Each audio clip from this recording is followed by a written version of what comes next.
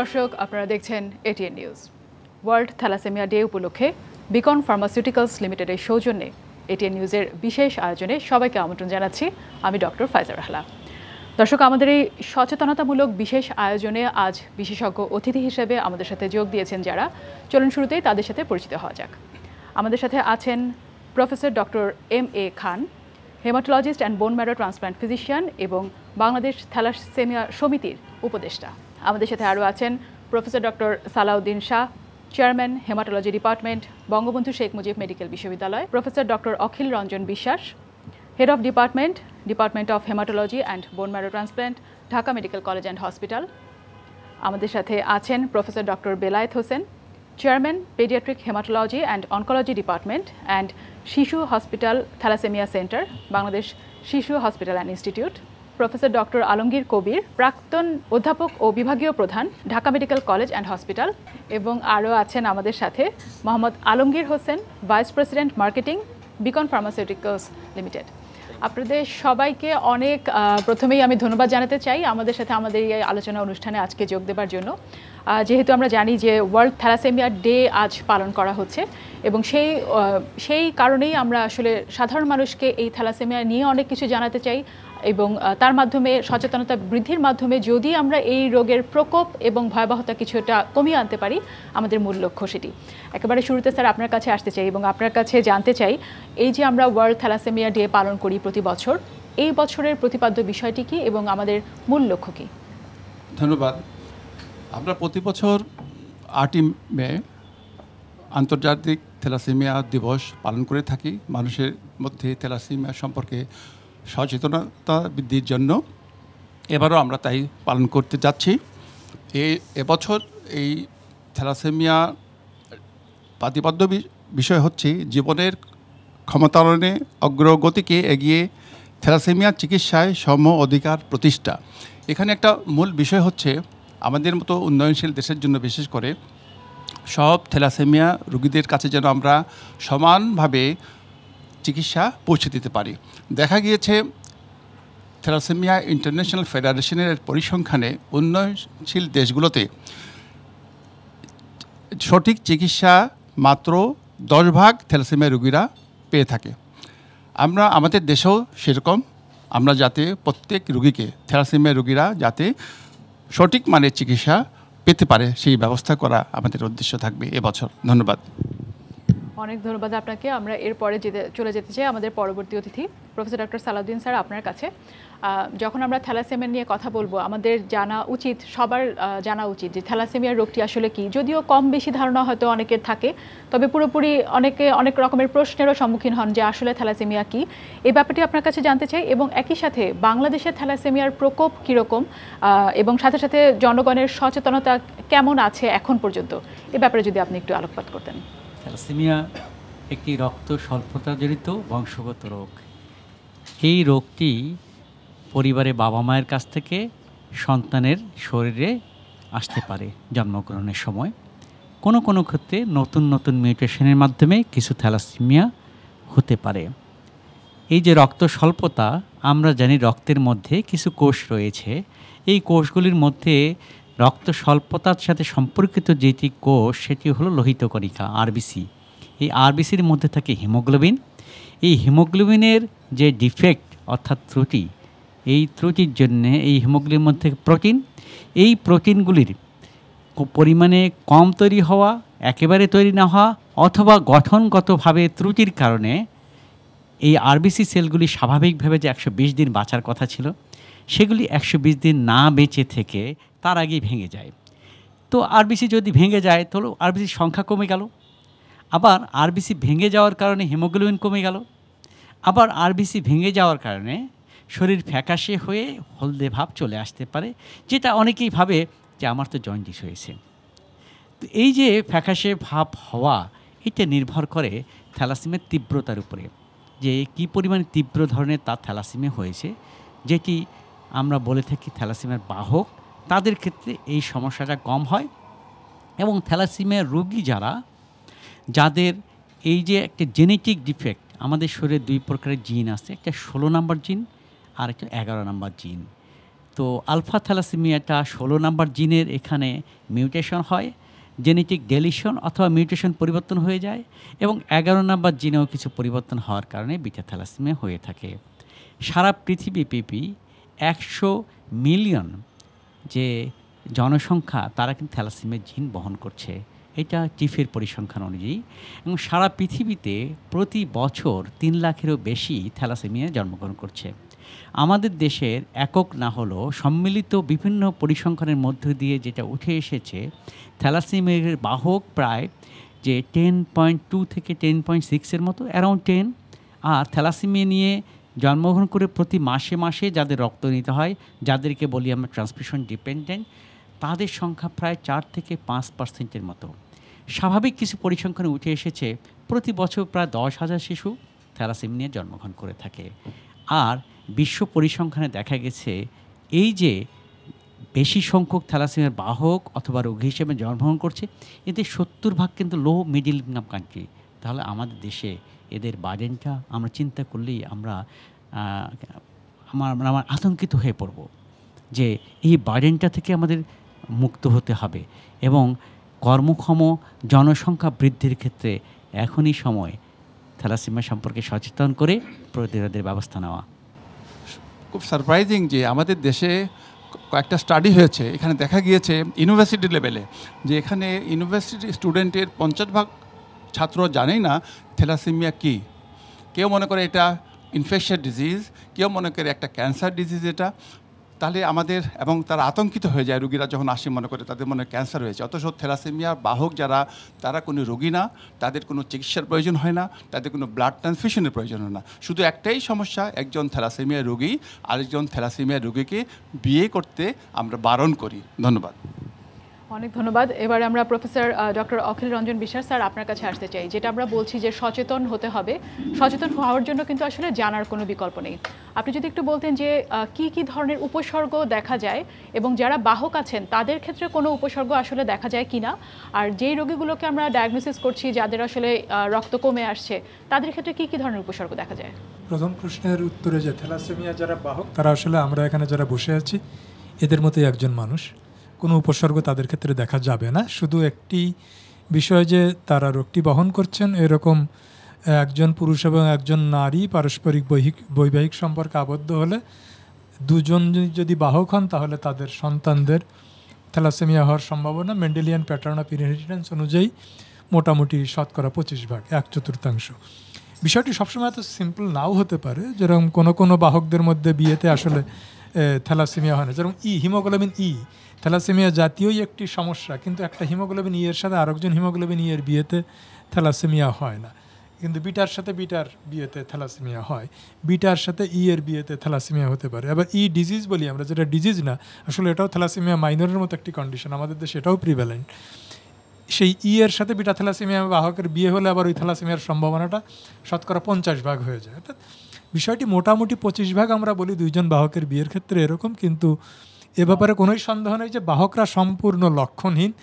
বাহকদেরকে অনেক সময় আমরা রক্তশূন্যতার কারণ মনে করে ওইটার জন্য কেউ রক্ত দেওয়া শুরু করে দেন, কিন্তু আসলে প্রত্যেককেই দেখা গেলে, আমি এরকম এক সময় আমার ক্যারিয়ারের প্রথম দিকে এরকম কিছু রোগীকে নিয়ে আমি কাজ করেছিলাম, দেখেছিলাম যে এদের প্রত্যেকেরই কোনো না কোনো দ্বিতীয় কারণ ছিল রক্তশূন্যতা হওয়ার, এটা কোনো কারণ ছিল না। তবে থ্যালাসেমিয়া রোগীদের লক্ষণ কি সেটি পরিষ্কার। এটিও আসলে একসময় আমরা বইপত্রে যা পড়তাম, এখন আসলে সেরকম আর নাই। কেন নাই বললেই বুঝতে পারবেন। কারণ থ্যালাসেমিয়া রোগী যারা মারাত্মক থ্যালাসেমিয়া, আমরা বলি যে থ্যালাসেমিয়া রোগীদেরকে আবার আমরা মোটামুটি 2টা ক্যাটাগরিতে ফেলি। একটি থ্যালাসেমিয়া মেজর আর একটা ইন্টারমিডিয়া বা মাঝারি মাত্রার। মেজর বলতে যাদের আসলে 2 বছরের আগে থেকেই রক্ত দেওয়া শুরু না করলে তাদের স্বাভাবিক গ্রোথ অ্যান্ড ডেভেলপমেন্ট, যেটা বেড়ে ওঠা এবং বিকাশ, বাধাগ্রস্ত হবে এরা। আর ইন্টারমিডিয়া যাদের গ্রোথ এবং ডেভেলপমেন্ট অতটা বাধাগ্রস্ত না হলেও পরবর্তীতে কিছু জটিলতা, আয়রন জমে যাওয়া বা আপনার লিভার বড় হয়ে যাওয়া, লিভার ফাইব্রোসিস ইত্যাদি কিছু জটিলতা তৈরি হবে।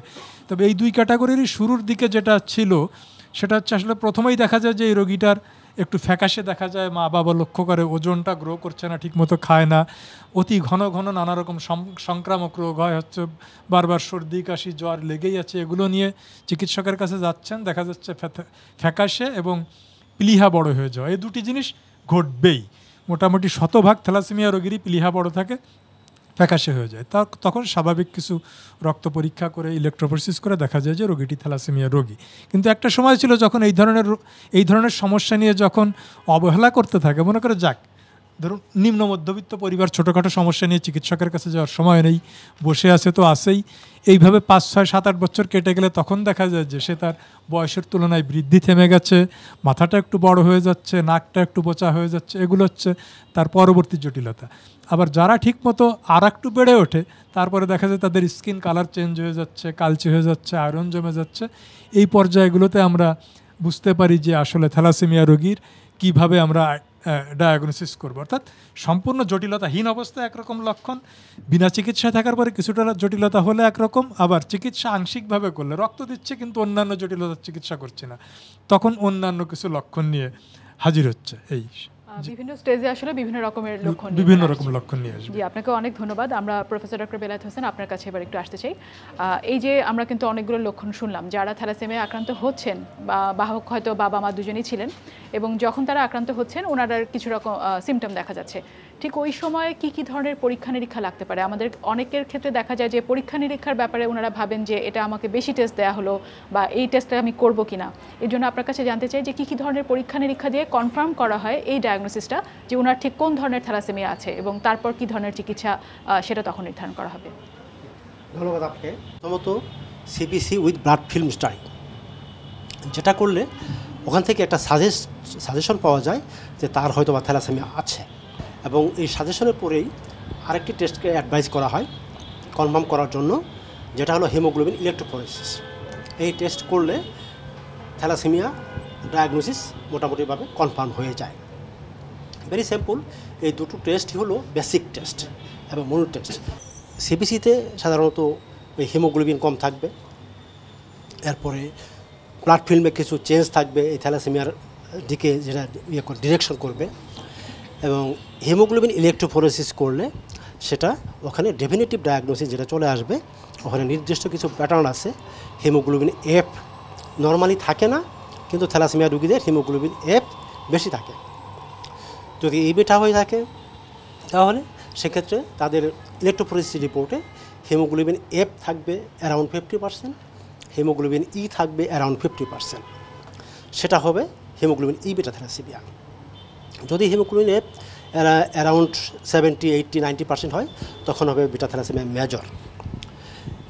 আর যারা কেরিয়ার, যাদের কোনো লক্ষণ থাকবে না, তাদের ডায়াগনোসিস কীভাবে হবে?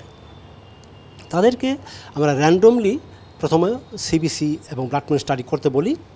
সেই সিবিসিতে কিছু সিগন্যাল পাওয়া যায়, কিছু প্যারামিটার আসে, যে প্যারামিটারগুলি সাজেস্ট করে he or she might be a carrier of thalassemia. রক্তের মধ্যে সেল কাউন্টারের মধ্যে কিছু প্যারামিটার থাকে, mean corpuscular volume, mean corpuscular haemoglobin, mean corpuscular haemoglobin concentration. তো এই প্যারামিটারগুলি সাধারণত লো থাকে in relation to the haemoglobin level. Haemoglobin level is normal, but this parameters are low. তখনই আমরা সাসপেক্ট করি যে he or she might be carrier, এবং হিমোগ্লোবিন ইলেকট্রোফোরেসিস করতে অ্যাডভাইস করা হয়। হিমোগ্লোবিন ইলেকট্রোফোরেসিসে সে ক্যারিয়ার কিনা এটা বের হয়ে আসে। এছাড়াও কিছু কিছু ক্ষেত্রে সবসময় কিন্তু এটা একদম সোজা সরল হিসাবে মিলে না। কখনো কখনো কিছু এই পরীক্ষার মাধ্যমে একটু কনফিউশন থেকে যায়, সে কি আসলে ক্যারিয়ার নাকি ক্যারিয়ার না। অর্থাৎ ক্যারিয়ার বলা হয় যখন হিমোগ্লোবিন A2 লেভেল মোর দেন 3.5% থাকে, 4%, 5%, 6%, 7%, 8% আইটিএস। তো যখন 3.6% থাকবে, 3.6, 7, 8, 9 থাকবে, তখন কি আমরা তাকে ক্যারিয়ার ডিক্লারেশন করবো কি করবো না, এটা একটা ডাইলেমা থেকে যায়। আমি হয়তো 3.6% আছে, থিওরিটিক্যালি ক্যারিয়ার বলে দিলাম। ক্যারিয়ার বলা মাত্র কিন্তু ফ্যামিলির মধ্যে কান্নাকাটি শুরু হয়ে যায়। তখন আবার যখন এটা অন্য জায়গায় রিপিট করে অথবা ডিএনএ অ্যানালাইসিস করে, সে হয়তো ক্যারিয়ার নাও হতে পারে। তো সেই জন্য এই সমস্ত কনফিউশন ক্ষেত্রে blood for DNA analysis to detect thalassemia mutation, এই টেস্টটা করা হয়। যদিও এটা কস্টলি এবং দুই একটা জায়গায় এখন হচ্ছে। এটা আগে প্রাতিষ্ঠানিকভাবে শিশু হসপিটালে হতো এবং বঙ্গবন্ধু শেখ মুজিব মেডিকেল ইউনিভার্সিটিতে হতো, এখন ওগুলি হচ্ছে না, প্রাইভেট লেভেলে হচ্ছে। সাধারণত আমাদের দেশের টেন্ডেন্সি হলো, গ্রামে যদি কোনো পেশেন্ট অ্যানিমিয়া নিয়ে আসে, যদি কোনো MBBS লেভেলের ডাক্তারের কাছে যায়, ইভেন অনেক স্পেশালিস্ট ডাক্তার সাহেবের কাছে গেলেও প্রথম কথাই বলা হয় তুমি আগে 2 ব্যাগ ব্লাড দিয়ে আসো, তারপর তোমাকে পরবর্তী পরীক্ষা নিরীক্ষাগুলো করব। এটা একটা ভেরি প্রবলেম আমরা ফেস করি। এই পেশেন্টগুলি যখন আবার পেরিফেরি থেকে আমাদের কাছে আসে, ঢাকা শহরে শিশু হসপিটালে, ঢাকা মেডিকেল কলেজ, বিএসএমইউতে, আমরা যখন এই পেশেন্টগুলোকে ডিল করি তখন ডিফিকাল্ট অবস্থায় পড়ে যায়। কেননা ওই সময় ব্লাড ট্রান্সমিশন পাওয়ার পরে যদি তার ব্লাড নিয়ে হিমোগ্লোবিন ইলেকট্রোফোরেসিস করা হয় তখন কিন্তু তার টিপিক্যাল রিপোর্ট আর আসবে না, যার ফলে তার ডায়াগনস্টিক কনফিউশন থেকে যাবে, ডায়াগনস্টিক ডায়লেমা থেকে যাবে। তখন আমাদেরকে ডিএনএ অ্যানালাইসিস করতেই হয় এবং তার সাথে মা বাবার ইলেকট্রোফোরেসিস করতে হয়। আসলে খুবই সিম্পল থ্যালাসেমিয়া ডায়াগনোসিস। একটা বেলায়েত বলেছে যে একটা সিবিসি পরীক্ষা যেটা কমপ্লিট ব্লাড কাউন্ট এবং এটা হেমোগ্লোবিন ইলেকট্রোফোরেসিস, এটা অনেক জায়গায় হয়। এই দুইটা পরীক্ষা করে আমরা 99% ক্ষেত্রে থ্যালাসেমিয়া ক্যারিয়ার বা ডিজিজ যেটাই হোক আমরা নির্ণয় করে ফেলি। কোনো ক্ষেত্রে আমাদের দেশে যেহেতু আয়রন ডেফিসিয়েন্সি অ্যানিমিয়া খুব কমন, অতএব আয়রন ডেফিসিয়েন্সি যদি সাথে থাকে, সেরাম ফেরিটিন কম থাকে, তাহলে দেখা যাবে যে অনেক সময় এটাকে আমরা আলফা থ্যালাসেমিয়া বলে ভুল করি বা রিপোর্ট অ্যাকুরেট নাও হতে পারে। এই জিনিসটা ফিজিশিয়ান বা ট্রিটিং ফিজিশিয়ানদেরকে মনে রাখতে হবে। তাছাড়া ওই যেটা বলেছে যে ব্লাড ট্রান্সফিউশনের পরে পুরো সিনারিও চেঞ্জ হয়। এমন দেখেছি যে বাচ্চা থ্যালাসেমিয়া মেজর অথচ তার রিপোর্টে আসছে টেট থ্যালাসেমিয়া মানে বাহক রিপোর্ট আসছে, কারণ তার ব্লাডটা মিক্সড আপ হয়ে গেছে, হয়ে একটা নর্মাল রিপোর্টের মতো চলে আসছে অথবা হালকা রিপোর্ট আসছে। এই জন্য এই জিনিসগুলো ছোটো ছোটো জিনিসগুলো আমাদের ট্রিটিং ফিজিশিয়ানদেরকে মনে রাখতে হবে। ধন্যবাদ। আমাদের দেশের সাধারণ চিকিৎসক এবং বিশেষজ্ঞ চিকিৎসক যাদের কাছেই কোনো অ্যানিমিয়া নিয়ে কোনো বাচ্চা বা পেশেন্ট যদি যায়, যদি তাদের মাথায় কোনো বিন্দুমাত্র সন্দেহ হয় যে এই পেশেন্টটি থ্যালাসেমিয়া হতে পারে, please do the electrophoresis first and then to transfuse blood. অনেক ধন্যবাদ আপনাকে। Professor doctor Alamgir Kabir sir, আপনার কাছে যেটা জানতে চাই, আমরা কিন্তু অনেক কিছু সম্পর্কে কিছু ধারণা পেয়েছি। যেই প্রশ্নটা আসে চিকিৎসা আসলে কিভাবে হবে এবং চিকিৎসার জন্য কি কি অপশন আছে বা আদৌ চিকিৎসার কোনো অপশন আছে কিনা, এই বিষয়ে যদি একটু বলতেন যাতে সাধারণ মানুষের আতঙ্ক কিছুটা হলেও কমে। প্রথম হলো বাহকদের তো কোনো চিকিৎসার দরকার নেই। আমাদের 1,20,00,000 বাহক আছে, তো ওদের হিমোগ্লোবিনটা সাধারণত দেখা যায় 9.5 to 10.5 গ্রাম পার ডেসিলিটার এই জাতীয় থাকে। তো আমরা কখনোই ওদেরকে ট্রান্সফিউশন দিতে বলি না, ইটস অ্যাবসলিউটলি এটা মানা করি। শুধু আমরা একটা ভিটামিন ফলিক অ্যাসিড দিয়ে রাখি পেশেন্টটাকে, তো এদের চিকিৎসার কোনো সমস্যা হয় না। আমাদের যেটা চিকিৎসা হয় যাদের ট্রান্সফিউশন ডিপেন্ডেন্ট থ্যালাসেমিয়া, যাদের অলরেডি থ্যালাসেমিয়া প্রেজেন্টেশনস আছে, হিমোগ্লোবিনটা অনেক কম থাকে এবং আয়রন ওভারলোডের জন্য দেহে বিভিন্ন সমস্যা দিয়ে হয় এবং তার আমরা একটা শব্দ ফেইলিউর থ্রাইভ, মানে তাকে বেঁচে থাকার মতোই তার যোগ্যতা থাকে না এবং তার ওয়েট কমে যায়, শর্ট স্ট্রেচার হয়। এই পেশেন্টগুলোকে আমাদের মাল্টি ডিসিপ্লিনারি ম্যানেজমেন্ট প্রয়োজন হয়। তো প্রথম যেটা আমরা চিন্তা করি যে তার হিমোগ্লোবিনটা কত রাখা উচিত, এটা একটা আমাদের একটা সায়েন্টিফিক ডিসিশনস আছে, যেন বাচ্চাটার হিমোগ্লোবিন কত থাকা উচিত। কিন্তু ইন কেস অফ চাইল্ড আমরা একটু হিমোগ্লোবিনটা বেশি রাখার চেষ্টা করি, সেটা হলো 9 to 10 গ্রাম পার ডিসিলিটার। তো বাচ্চাটা গ্রোথ হওয়ার দরকার আছে। আর যখন একটা অ্যাডাল্ট হয় তখন sometimes it's 7 gram per decilitre or 8 gram decilitre. That মানে ট্রিটমেন্টে হিমোগ্লোবিনটা মেনটেন করতে যে হিমোগ্লোবিনটা বেশি বাড়াতে যদি আমরা আয়রন ওভারলোড করি, আয়রন ওভারলোডের অনেক কমপ্লিকেশনস আছে। তো আমরা ওই আয়রন ওভারলোড না হওয়ার দিকে আমাদের খুব নজর থাকতে হবে এবং আয়রন যদি ওভারলোড হয়ে যায় সেটাও গাইডলাইন আছে যেন কত আয়রন ওভারলোড হলে আমাদের ট্রিটমেন্ট করতে হবে। তখন আমাদের এই আয়রন চিলিটিং এজেন্টগুলো আছে। তারপরে এখন যাতে করে ট্রান্সফিউশন কম লাগে তার জন্য কিছু ড্রাগ আছে, সেগুলো কিছু আছে মানে FDA অ্যাপ্রুভাল, যে হাইড্রোক্সিউরিয়া করে একটা ড্রাগ আছে যেটা আমরা ব্যবহার করি, কিন্তু সেটার ওরাল ফর্ম নাই বলে আমাদের খুব সমস্যা হয় মাঝে মাঝে। দেন ইউরোপিয়ান ইউনিয়নও মানে আরেকটা ড্রাগ থ্যালিডোমাইড যেটা ওটাও মানে এফডিএ অ্যাপ্রুভাল করেছে, কিন্তু এখনও ইউরোপিয়ান ইউনিয়ন ওইটাকে অ্যাপ্রুভাল করে নেই ওই ড্রাগটা। এবং মাঝে মাঝে দেখা যায় যেন এই দুটো ড্রাগ যদি একত্রে দেওয়া হয় তাহলে আয়রন ওভারলোডটা কমে। আর ডেসফারলটা আমরা বাইরে থেকে আনি, কেন দেখা যায় আয়রন ওভারলোডে কম্বিনেশন আয়রন ওভারলোড যদি কম্বিনেশন কেমোথেরাপি যেটা কম্বিনেশন আয়রন চিলেশন দিলে পেশেন্টের আয়রনটা কমে যায়, পেশেন্টের গ্রোথ ভালো হয়, পেশেন্টের কমপ্লেক্সন ভালো থাকে। এছাড়া আরও ডায়াবেটিক্স হয় না, আরও অনেক সমস্যা থেকে আমরা পেশেন্টকে সেভ করতে পারি। এখন এরকম হয়েছে যে thalassemia major that is or hemoglobin E beta thalassemia যেগুলো ট্রান্সফিউশন ডিপেন্ডেন্ট হয়, যদি মেটিকুলাস ম্যানেজমেন্ট করা যায় তো ওইসব পেশেন্টকে বোঝাই যায় না যে তার থ্যালাসেমিয়া মেজরের পেশেন্ট, মানে ট্রান্সফিউশন ডিপেন্ডেন্ট। আমি আমি আমি আমার পেশেন্টে বলি একমাত্র পাইলট হওয়া ছাড়া এই থ্যালাসেমিয়া সব পেশেন্টই, আমি ডাক্তার হতে দেখেছি চিটাগাং মেডিকেল কলেজ থেকে, আমি আইবিএ থেকে এমবিএ করতে দেখেছি থ্যালাসেমিয়া। যদি if management is the meticulous there is no problem at all, কিন্তু আমরা এইসব পেশেন্ট হতেই দিব না। ইটস হলো আমাদের সচেতনামূলক কাজ হলো কি আমরা ট্রান্সফিউশন ডিপেন্ডেন্ট বাচ্চার পরিমাণ কমায় আনবো, যেটা প্রফেসর আমের খান বলেছে 10,000, এটা আমরা কমায় যতটুকু কমানো যায় আমরা সেটাই করব। অনেক পেশেন্টের বাবা মারা যখন রোগী নিয়ে আসেন, বাচ্চা নিয়ে আসেন, তারা ব্লাড ট্রান্সফিউশন দিতে ভয় পায়, মনে করে যে একবার শুরু করলে এটা মনে হয় সারা জীবনই দিতে হবে। কিন্তু প্রাথমিক যে চিকিৎসাগুলা আমরা সাপোর্টিভ চিকিৎসা বলি বা মেডিকেল চিকিৎসা বলি, এখানে ব্লাড ট্রান্সফিউশন একটা অন্যতম চিকিৎসা পদ্ধতি, এবং ব্লাড ট্রান্সফিউশন দেওয়ার ফলে অথবা নিজেই কিছুটা আয়রন অ্যাবজর্পশন রেট এইসব রোগীদের বেড়ে যায়, সো আয়রন ওভারলোড হবেই। তখন আমরা সেই আয়রনটা শরীর থেকে বাইর করার জন্য কিছু ওষুধ দিয়ে থাকি। এই দুইটা চিকিৎসা হলো সারা বিশ্বে একটা প্রাথমিক সাপোর্টিভ স্ট্যান্ডার্ড চিকিৎসা।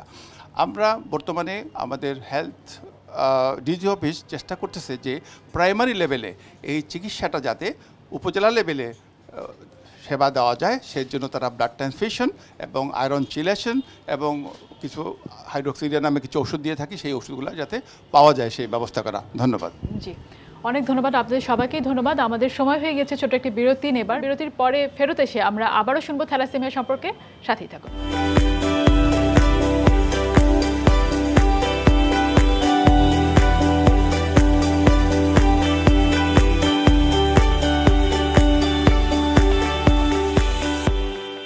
দর্শক, ফিরে এলাম বিরতির পরে এবং সবাইকে আরও একবার আমন্ত্রণ জানাচ্ছি ওয়ার্ল্ড থ্যালাসেমিয়া ডে উপলক্ষে বিকন ফার্মাসিউটিক্যালস লিমিটেডের সৌজন্যে এটিএন নিউজের বিশেষ আয়োজনে আপনাদের সাথে আছি আমি ডক্টর ফাইজার রাহলা এবং আমরা কথা বলছি থ্যালাসেমিয়া বিষয়ে। বিরতির আগে আমরা থ্যালাসেমিয়া নিয়ে অনেক কিছু শুনেছি। এবারে আমাদের সাথে আছেন মোহাম্মদ আলমগীর হোসেন।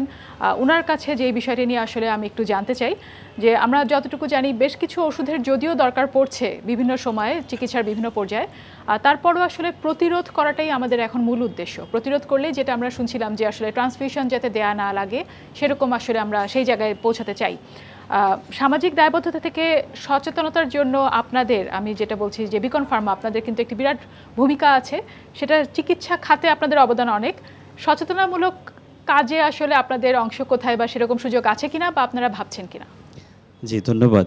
সচেতনতার কথা যদি বলা হয়, রক্ত সঞ্চালন যাতে না হয় সেটার চাইতে বড় কথা হচ্ছে থ্যালাসেমিয়া যাতে না হয়, রোগী যাতে না হয়। সো আমার কাছে মনে হয় যে থ্যালাসেমিয়া যাতে একটা রোগী না হতে পারে সেই জন্য সবচেয়ে বেশি সচেতনতা দরকার যারা বিয়ে করতে যাচ্ছেন তাদের বিয়ের আগে রক্ত পরীক্ষা করা। এবং সেই জন্য হচ্ছে আমাদের পক্ষ থেকে গত কয়েক বছর ধরে বিভিন্ন বিশ্ববিদ্যালয়গুলোতে, স্কুল, কলেজ, এমনকি আমাদের যারা বিয়ের ঘটক হিসেবে কাজ করেন তাদের সাথেও আমরা কাজ করেছি যাতে করে সচেতন করতে পারে মানুষকে, যাতে বিয়ের আগে আপনারা নিজের রক্তটা পরীক্ষা করে নেন আপনি নীরব বাহক কিনা। যদি এমন হয় দুজন নীরব বাহক যেন একসাথে বিয়ে না করেন, অথবা করলে যেন আপনারা সতর্ক থাকেন। এই বিষয়ে আমাদের গত কয়েক বছর ধরে আমরা আমাদের সম্মানিত চিকিৎসকবৃন্দ যারা আছেন ওনাদের সমন্বয়ে বিভিন্ন বিশ্ববিদ্যালয়গুলোতে এবং সামাজিক প্রতিষ্ঠানগুলোতে, বিভিন্ন মিডিয়াগুলোতে আমরা আমাদের প্রচার কার্য চালিয়ে যাচ্ছি এবং সচেতন করে যাচ্ছি। এইটা আমাদের সামাজিক দায়বদ্ধতা এবং আমাদের স্বাভাবিক কার্যক্রমের অংশ হিসেবে আমরা করি। জি, অনেক ধন্যবাদ। একটু যদি ওষুধের কথাটা শুনতাম যে থ্যালাসেমিয়ার চিকিৎসার জন্য কি কি ধরনের ওষুধের ব্যবস্থা আপনাদের আছে এবং ভবিষ্যৎ পরিকল্পনা কি? থ্যালাসেমিয়া চিকিৎসার জন্য আসলে যেটাকে বলা হয় ওষুধ দিয়ে চিকিৎসা, সেই ওষুধ চিকিৎসার মধ্যে হচ্ছে সবচেয়ে বেশি গুরুত্বপূর্ণ কয়েকটা ওষুধ আছে। তার মধ্যে থ্যালিডোমাইড আছে, ড্যাপিরাসিরক্স আছে, হাইড্রোক্সিউরিয়া আছে, এবং এই ওষুধগুলো হচ্ছে একটা সময় আমাদের বিদেশ নির্ভর ছিল। বিদেশি বিভিন্ন প্রতিষ্ঠানগুলো এটা তৈরি করতো এবং বাংলাদেশ আমদানি করে নিয়ে আসতো। বাট আমরা হচ্ছে এক লোকাল ফার্মাসিউটিক্যাল কোম্পানি হিসেবে এই ওষুধগুলো হচ্ছে স্থানীয়ভাবে আমরা তৈরি করছি এবং আমাদের রোগীদের জন্য যথাসাধ্য আমরা চেষ্টা করছি সহজলভ্যভাবে সবার হাতে পৌঁছে দেওয়ার জন্য। চিকিৎসা ব্যবস্থাটা যাতে তাদের এই থ্যালাসেমিয়া রোগীদের বলবৎ থাকে, এবং এটা আমাদের হচ্ছে ব্যবসায়িক স্বার্থের ঊর্ধ্বে গিয়ে আমরা বাজারজাত করে যাচ্ছি। এবং ভবিষ্যতে আরও যদি এই ধরনের ওষুধ এসে থাকে, আমাদের চিকিৎসকবৃন্দ আমাদের এটা নিয়ে আমাদের অ্যাডভাইস করেন, অথবা আন্তর্জাতিকভাবে কোনো ওষুধ যদি এর জন্য অ্যাভেলেবল হয়, আমরাও সেটা হচ্ছে বাংলাদেশে বাজারজাত করার জন্য প্রস্তুত আছি। বাংলাদেশে থ্যালাসেমিয়া রোগীদের যেসব ওষুধ ব্যবহার করা হয় তার সবগুলাই আমাদের দেশে রয়েছে। এর মধ্যে কিছু ওষুধ আর রয়েছে যে হেমোগ্লোবিনটা বৃদ্ধি করার জন্য ব্যবহার করা হয়, হাইড্রোক্সিউরিয়া, থ্যালিডোমাইড। এটা দুইটা ওষুধই বিকন কোম্পানি তাদের রয়েছে, এবং ধন্যবাদ তাদেরকে যে সব ওষুধগুলো দেশের চাহিদা চিন্তা করে তারা রোগীদের স্বার্থে নিয়ে আসছেন। এছাড়া আরও কিছু ওষুধ ব্যবহার করা হয় যেটা আয়রন লেভেলটা কমানোর জন্য, বডিতে যে আয়রন বেড়ে যায় সেটার জন্য।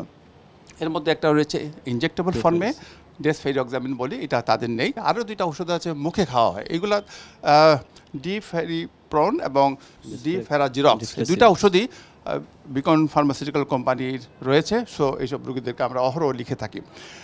এখন যেটা আমরা বলতে চাচ্ছি যে এছাড়া কিছু চিকিৎসা রয়েছে উন্নত বিশ্বে, যেটা আমাদের দেশে আসে নাই। লাসপিটারসেপ্ট নামে একটা ওষুধ রয়েছে, চামড়ার নিচে দিতে হয় 3 সপ্তাহ পর পর। এই ওষুধটা দিলে হেমোগ্লোবিন ব্লাড ট্রান্সফিউশন প্রয়োজন হয় না, কিন্তু এইগুলো এমন যে এইটা 1 মাসে খরচ হবে তার কয়েক লক্ষ টাকা।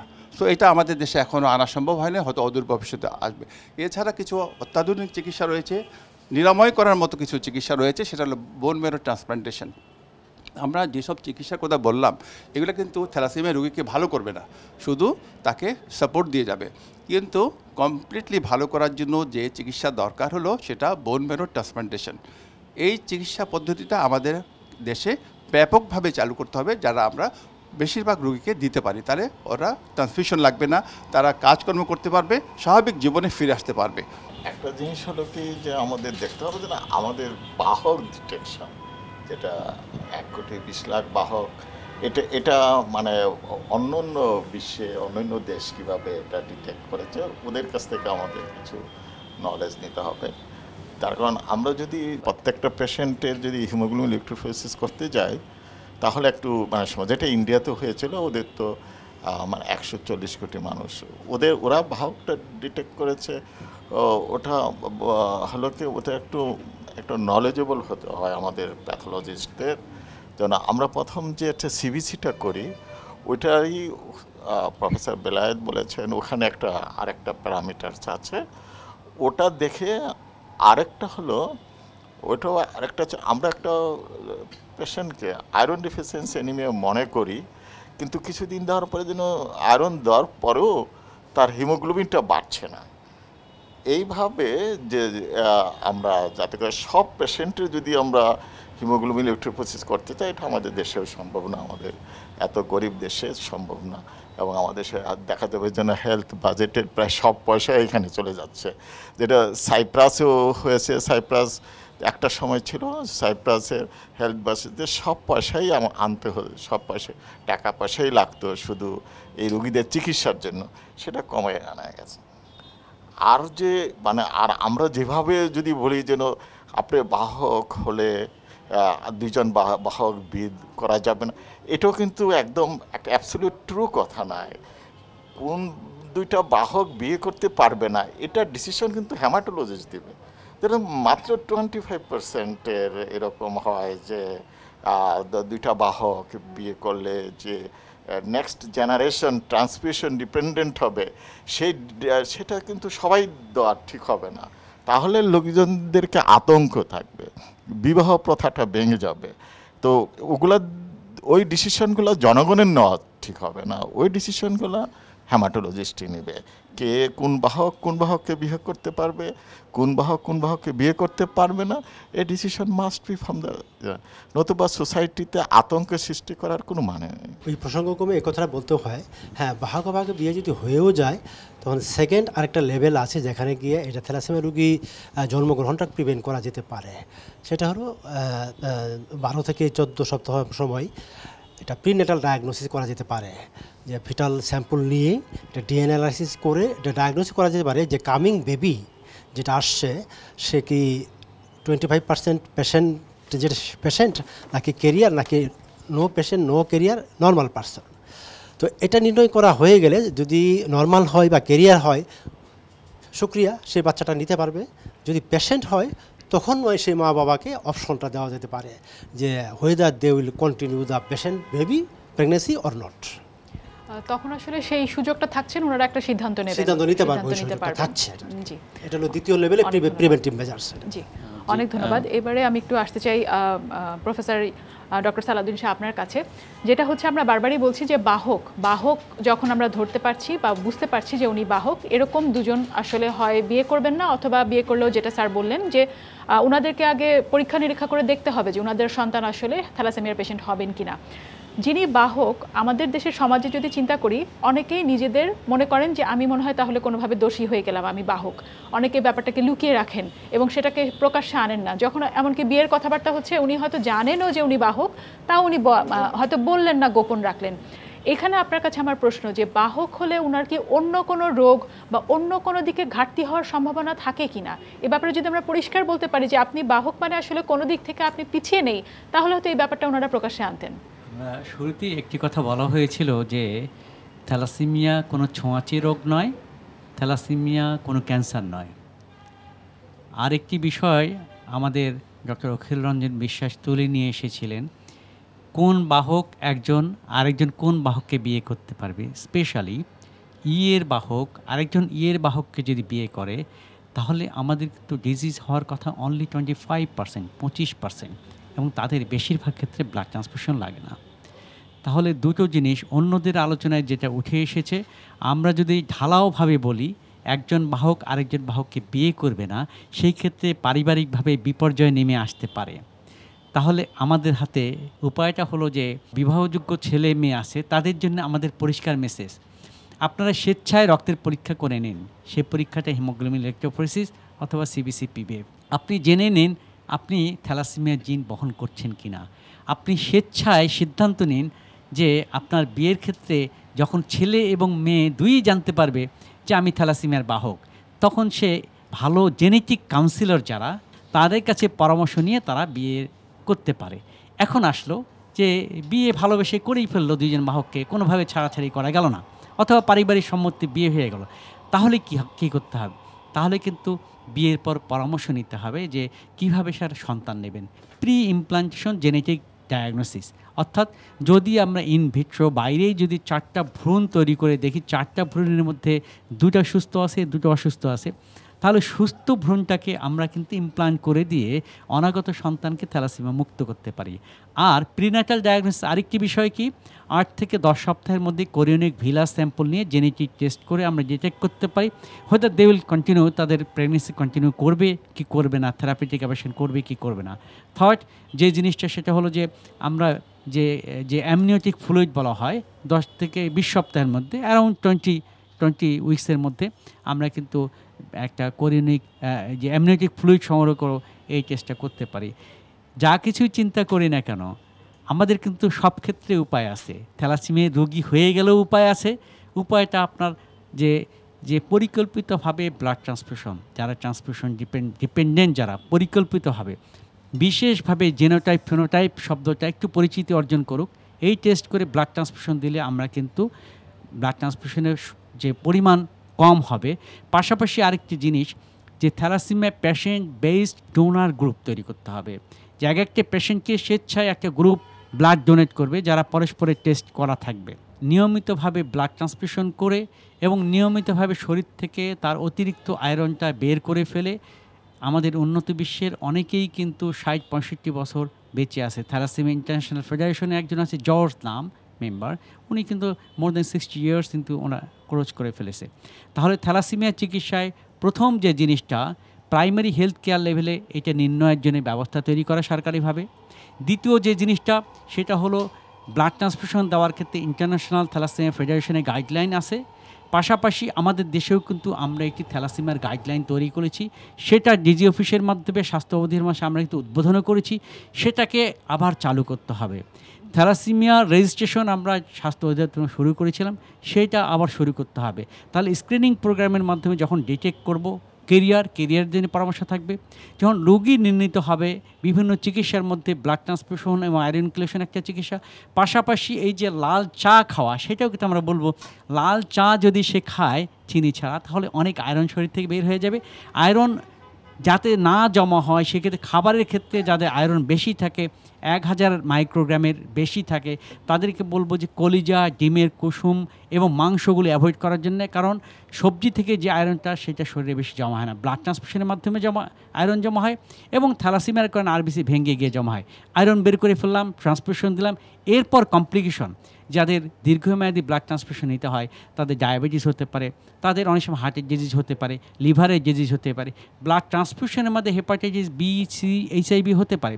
বোন ম্যারো ট্রান্সপ্লান্টেশন একমাত্র কিউরেটিভ ট্রিটমেন্ট, সেটা যেমন ঠিক থ্যালাসেমিয়ার বোন ম্যারো ট্রান্সপ্লান্টেশন ডোনার পাওয়া খুবই কঠিন এবং থ্যালাসেমিয়া বা যে কোনো অ্যালোজেনিক ট্রান্সপ্লান্টেশনে প্রকারভেদে 20 থেকে 35% মৃত্যুর ঝুঁকি রয়ে যায়। জিন থেরাপির কথাটা আসেনি, সারা পৃথিবীতে অনেক জায়গায় থ্যালাসেমিয়া রোগী জিন থেরাপি দিয়ে যে তার ভালো করার জন্য চেষ্টা করছে। আমাদের মতো তৃতীয় বিশ্বের দেশে আমি বলবো নিয়মিতভাবে পরীক্ষা নিরীক্ষার ব্লাড ট্রান্সফিউশন করা, নিরাপদ রক্ত, অতিরিক্ত আয়রন বের করে ফেলা এবং পাশাপাশি এটার জন্য জনসচেতনতা তৈরি করা, এইভাবে আমরা কিন্তু থ্যালাসেমিয়া প্রতিরোধের দিকে যেতে হবে। গাইনোকোলজিস্ট অনেক টেস্ট দেন, সিফিলিসের জন্য BDRL করা হয়, ব্লাড গ্রুপিং করা হয়, ব্লাড সুগার করা হয়, এগুলি করা হয়। তো ওনাদেরকে যদি ওনাদের মধ্যে যদি এরকম একটা ধারণা দিয়ে দেওয়া যায় যে তারা এই হিমোগ্লোবিন ইলেকট্রোফোরেসিস টেস্টটিও করতে দিবেন, তাহলে কিন্তু ওই কাপুলের ডায়াগনোসিসটা হয়ে যাবে তারা কেরিয়ার আছে কি না। যদি উভয়ই কেরিয়ার হয় তখন কিন্তু সময় আছে হাতে প্রিনেটাল ডায়াগনোসিস করার, এখানেও একটা অ্যাপ্রোচের জায়গা আছে। আমার প্র্যাকটিক্যাল লাইফে আমার যে একটা সমস্যা হয়েছে, যখন অ্যান্টিনেটাল চেক আপের সময় যখন ওয়াইফের তো অ্যান্টিনেটাল চেক আপের সময় হাজব্যান্ডের জন্য হিমোগ্লোবিন ইলেকট্রোফোরেসিস টেস্ট দিয়ে দেওয়া হয়। ওই রিপোর্টগুলোর পরে যদি হাজব্যান্ডকে বলা হয় যেন কি আপনি হিমোগ্লোবিন ইলেকট্রোফোরেসিস করেন, তখন হাজব্যান্ড বিগড়ে যায়। আমাদের দেশটা ক্লোজ সোসাইটি, তো এই জিনিসটা আমাদের গাইনোকোলজিস্টদের আমাদের একটা মেসেজ হলো antenatal check up of the patient, that is the female patient, and at that time husband to hemoglobin electrophoresis at that time দেওয়া উচিত। অনেক ধন্যবাদ। একেবারে শেষ মুহূর্তে আমি একটা খুব ছোট প্রশ্ন আপনার কাছে রাখতে চাই প্রফেসর ডক্টর অখিল রঞ্জন বিশ্বাস, সেটা হচ্ছে যারা বাহক আছেন অন্য কোনো রোগ তাদের থাকার সম্ভাবনা থাকে কিনা? বাহক আর 10 জন স্বাভাবিক মানুষের মতোই, অতএব তারা অন্য কোনো রোগের ব্যাপারে অতিরিক্ত ঝুঁকিও যেমন নাই, অতিরিক্ত অন্য কোনো রোগ থেকে তারা মুক্তও না। শেষ করার আগে হ্যাঁ ঠিক একই রকম দুটি বিষয় একটু সময় থাকা সাপেক্ষে বলে নিই। একটি হচ্ছে প্রিনেটাল ডায়াগনোসিসের ব্যাপারে, প্রিভেনশনের জন্য যে প্রিনেটাল একটা বিষয় এসেছে যে ক্যারিয়ার বিয়ে ঠেকানো না গেলেও বিয়ে হয়ে যাওয়ার পরেও ঠেকানো যায়, এই ব্যাপারে কিন্তু আমাদের দেশে একটা বড় লিগ্যাল ব্যারিয়ার আছে। কারণ প্রিনেটাল ডায়াগনোসিস করে থ্যালাসেমিয়া রোগীকে যে অ্যাবর্শন করবে এ ব্যাপারে কিন্তু লিগ্যাল সাপোর্ট নাই আমাদের দেশে। কারণ আমাদের দেশে অ্যাবর্শনের জন্য যে আইন আছে তাতে শুধুমাত্র মায়ের স্বাস্থ্য ঝুঁকি থাকলে অ্যাবর্শনের কথা বলা আছে, সম্ভাব্য শিশুটি অ্যাবনর্মাল হবে কিনা সেটি নিয়ে কিন্তু কোনো কিছু বলা নেই। আর ফাইনালি ট্রিটমেন্ট সম্পর্কে ছোট্ট একটু সামারি আমি করি, সেটা হচ্ছে যে ট্রিটমেন্ট আমাদের 3টা পর্যায়ে ভাবতে হয় থ্যালাসেমিয়া রোগীকে। প্রথম পর্যায়ে হচ্ছে শিশু অবস্থায় আমাদের টার্গেট থাকে বাচ্চাটির গ্রোথ এবং ডেভেলপমেন্টের জন্য ঠিকমতো হয়, তার জন্য আমাদের একটা টার্গেট হিমোগ্লোবিন যেটা আসলে হতে পারে 9, হতে পারে 10, হতে পারে 10.5, এটা ঠিক করতে হয়। বাচ্চাটাকে মনিটরিং করে যে কী পরিমাণে দিলে গ্রোথ চার্ট অনুযায়ী তার গ্রোথটা ঠিক মতো আছে। এরপরে দ্বিতীয় ইস্যু হচ্ছে আয়রন। ব্লাড যখন দিব বা ব্লাড না দিলেও থ্যালাসেমিয়া রোগীদের এমনিতেই আয়রন বাড়বে, সেই বিষয়ে আমি বিস্তারিত আলোচনায় যাব না।